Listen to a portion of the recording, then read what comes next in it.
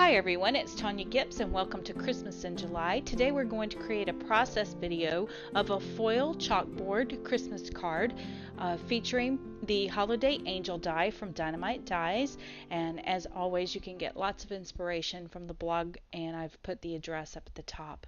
So to get started, we're going to start with a piece of black cardstock. This is just standard black cardstock, and I have cut it to 4 inches by 5¼ inches. I'm laying my die down and just tracing lightly around the base so that I know where my chalkboard design needs to start and stop. And then I'm going to apply a few lines just for a guideline for whenever I am writing. It'll help keep me on pace and keep all of my letters the same, roughly the same size and height. I think when you're doing chalkboard designs, it's very nice to always have everything centered properly and to have everything lined up. So what you saw there was the notebook where I wrote out the word Merry Christmas, and I found the center point, and I'm starting in the center point, which takes a little bit of practice, but I think that once you get the hang of it, it will definitely become more natural for you. Just practice a lot on notebook paper. So again, I started with the T and then wrote out the word Christmas, and now, and wrote out the last half of the word Christmas. And now I'm going to start with the C. Now I'm very lightly writing with this pencil so I can erase it. You want to make sure when you're erasing that the pencil that you have has a white eraser. When you use a colored eraser, you leave marks sometimes. So it's nice to practice with the pencil, and then you can always change your mind on design like I'm doing here and erase some things. I recommend too that you go ahead and draw this out on a piece of notebook paper so you have an idea of what you want to do. And if you're not sure about how letters should be formed, I recommend finding a printout of a font that you really like on your computer, print it out, and then practice with that off to the side before you begin trying to do something like this. I have to admit that I did scour the internet for pretty words that said Christmas and just kind of to get a reference and a feel for the style that I was looking for.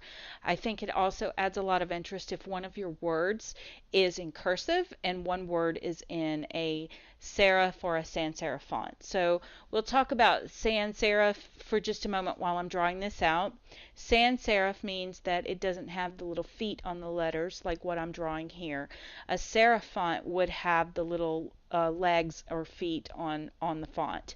So I think it also helps that if all of your lettering is consistent, so if you use a lowercase lettering, keep the lowercase lettering throughout.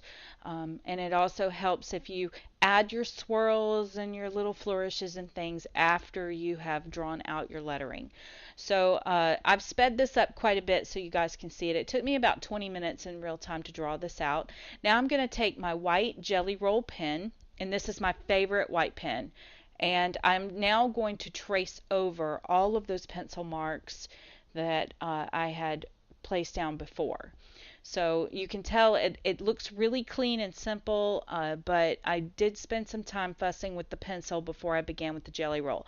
Another tip is that I did the word Merry and then I heat set it with my heat gun, and then I did the word Christmas and I heat set it with my heat gun before I continued, just to make sure that as I move my hand across the card, I'm not smearing any of the ink.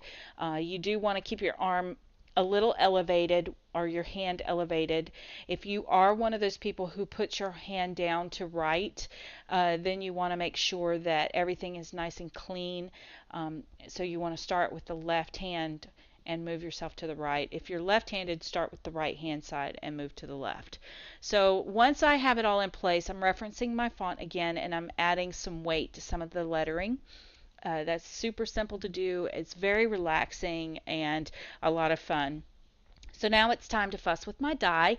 I have cut it out on a double-sided tape, and now I'm placing it in place. Now, one tip, I did not do this, and this is one of those things you learn as you go.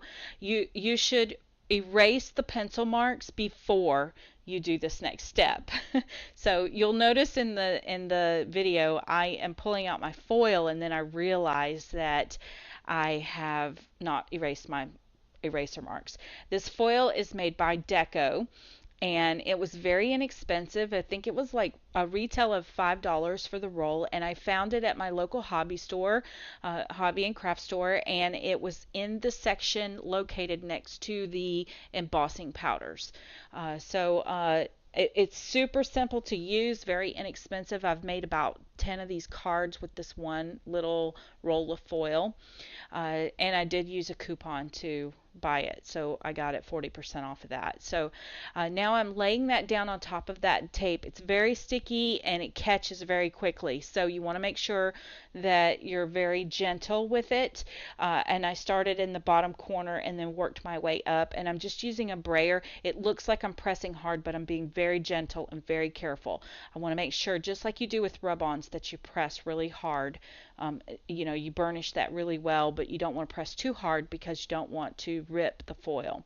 So then I carefully peeled it back, and you saw the results. Now it's time to work on my card. I'm using a standard A2 size card, and I'm just covering the edges with score tape. And I'm going to take that foil, and I'm going to finish off the card to create a nice shiny border around my chalkboard. I just thought this gave it a really nice finished look. And you can see me fight with the score tape for just a second. And then I'm just using that same piece that I had left over that was scrap, and I'm just burnishing that with my fingers. And again, just take that bone folder and squeegee that down really well, get all those wrinkles out, and then carefully peel it up. And if it's not perfect, I think that's okay, because it's a chalkboard, and chalkboards typically don't look perfect. But I was able to go back over some of the imperfect spots where the foil didn't adhere, and then add another layer. Now it's time to adhere my card face down. With Christmas cards, I like to keep my cards kind of flat, because you do have to mail them, and when you're making them in bulk, it's much easier if they are, flat. And I love this style card because everyone will get a unique card, because every time you draw this out, you will draw it differently. I practiced with several, and each one looks very different.